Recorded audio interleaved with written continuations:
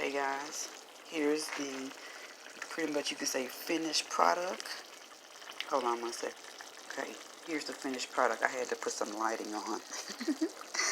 And you guys can see, this is cooking with Carleatha. This is the smothered potatoes and chicken breast, Creole style.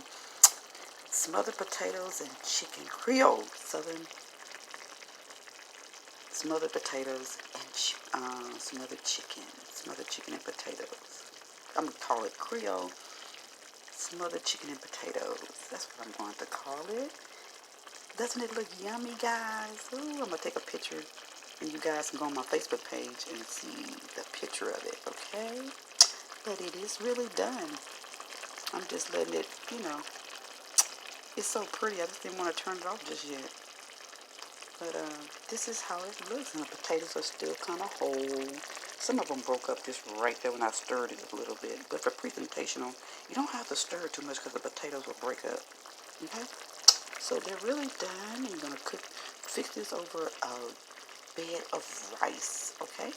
Love you guys. Talk to you later. Bye-bye.